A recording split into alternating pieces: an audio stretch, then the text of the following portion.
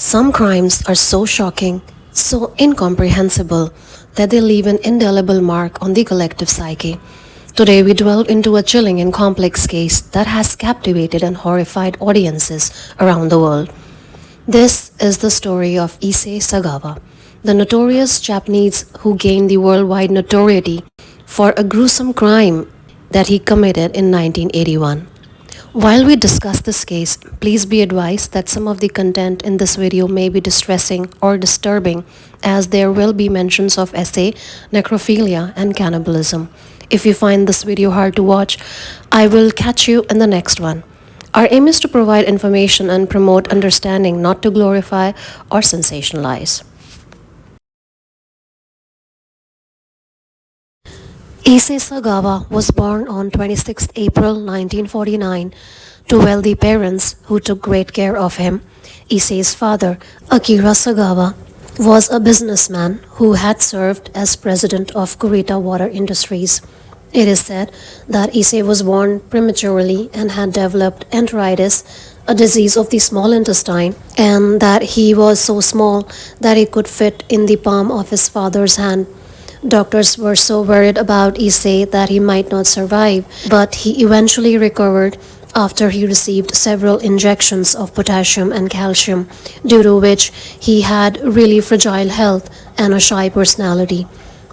He suffered from many health issues as a child, but was able to regain his health by his toddler years.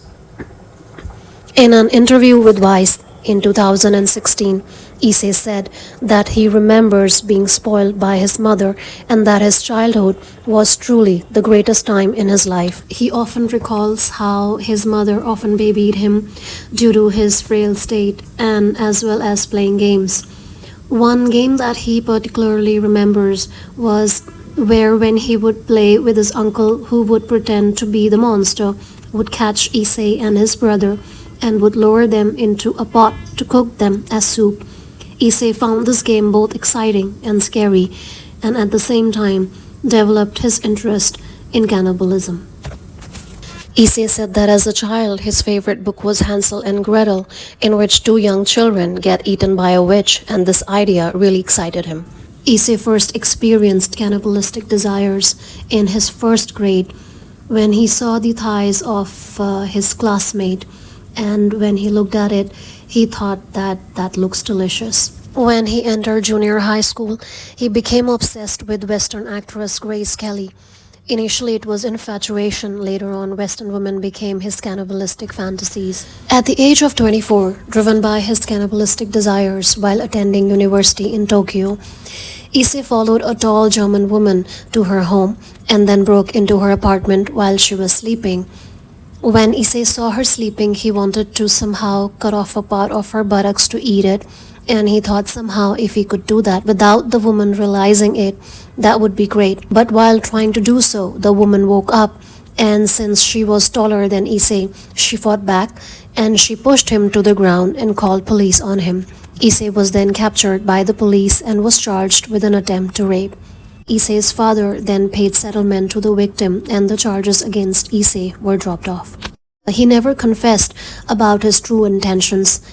After this incident, Issei returned to his studies but didn't pass the entrance exam for a prestigious Japanese university, because although no case was filed against Issei, but they had come to know about what he had done. So he chose to go to Paris instead to study language and literature. After he went to study in Paris, his cannibalistic urges showed no sign of slowing down. Almost every night he would bring sex workers to his home and then would try to shoot them from behind while they washed themselves at the bidet with their backs towards Issei. He tried hundreds of times to shoot them from behind, but for some reason his fingers froze and he couldn't pull the trigger. From around that time, it became to him less about wanting to eat them, but more about the idea or the obsession that he simply had to kill.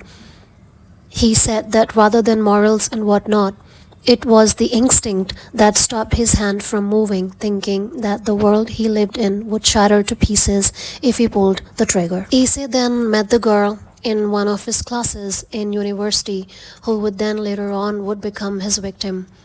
This was Rene Hartfeld. Issei struggled to make friends in college, and after inviting classmates to a party he was throwing, she was the only person to show up. This sparked a friendship between the two, and they continued to study together. Renee was warm, friendly, and beautiful, and she was also kind towards Issei, not discriminating him on his looks, looking for a bright future ahead, unaware of his true intentions. Issei said in one of his interviews that one day they decided to have a sukiyaki party or a hot pot party, just the two of them, at his house. Then, the moment he saw her wash her hands in the bathroom, he suddenly, at that moment, remembered all the other sex workers that he had brought home and tried to kill when they had their backs towards him. And since then, Renee became his target, and from then point on, every time that he invited her up to his room, he wanted to shoot her from behind. But he still couldn't muster up enough courage to do so. On June 11th, 1981, Issei, then 32, invited Rene Hartfeld, 25 at that time, for dinner to his apartment, saying that he wanted her to translate poetry for a school assignment. Clearly, Issei had planned to kill her and eat her. After Rene arrived, she began reading poetry at a desk with her back towards Issei when he shot her in the neck with a rifle. Issei said that he fainted after at the shock of shooting her, and also once thought of calling an ambulance for her, but then realized that this is what he wanted to do for 32 years. When he got up, he then went on to essay the dead body of Renee.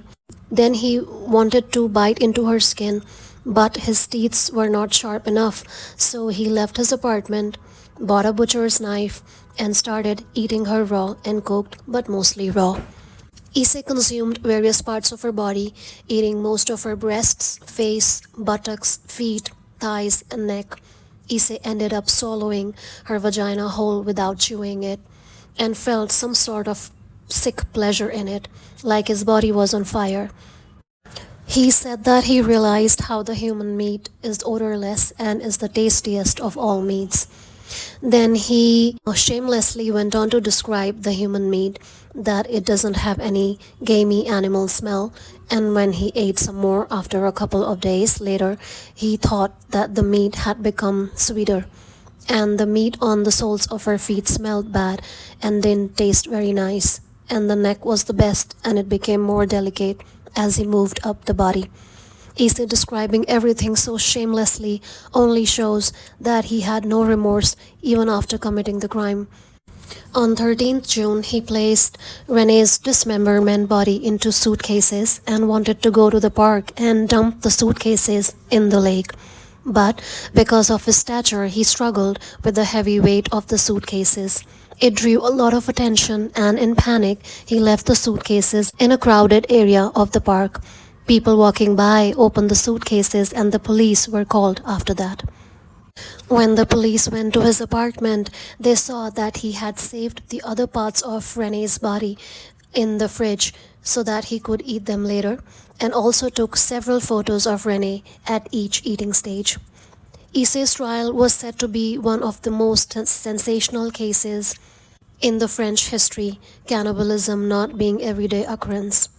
After being held for 2 years awaiting trial, he found unfit to stand trial due to his psychological state and was deemed criminally insane.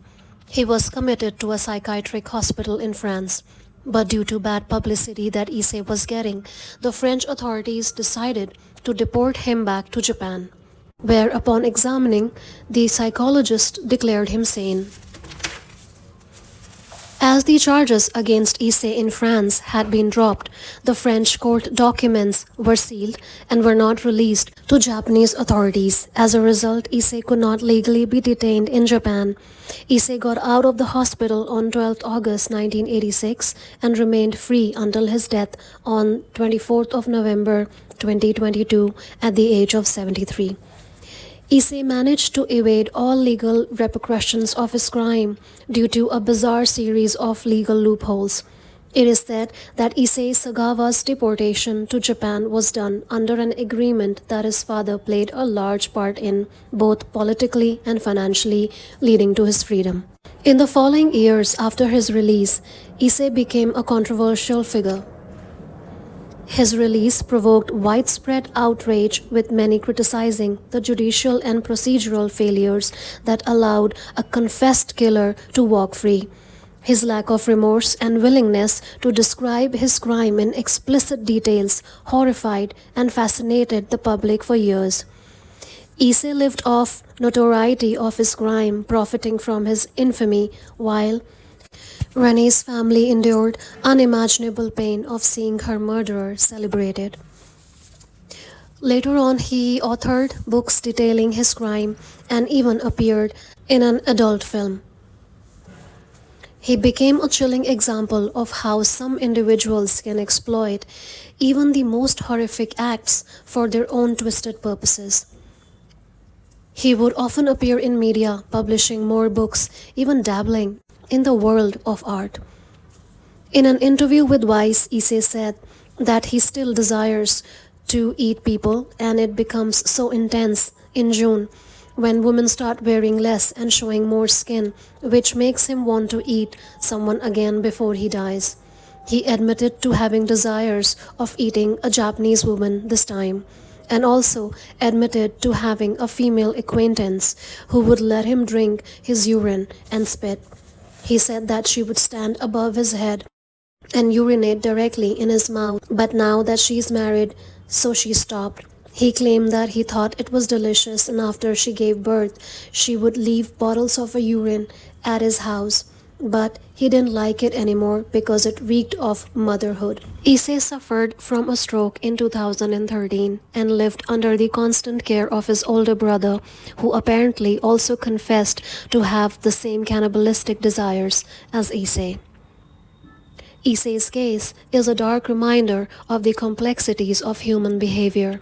His case became a tragic demonstration of how an individual's deeply ingrained fixations, coupled with, some may argue, systemic failures, can lead to unspeakable acts. The initial lenient ruling and subsequent release were and remains a stark reminder of how justice can be perceived or not perceived in face of such profound transgression.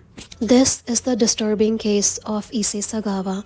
With this, we come to an end of the video. Thanks for watching. And if you know someone who has been affected by any of the topics discussed in this video, please seek professional help. Remember to be kind, to be respectful, and be supportive. Until next time.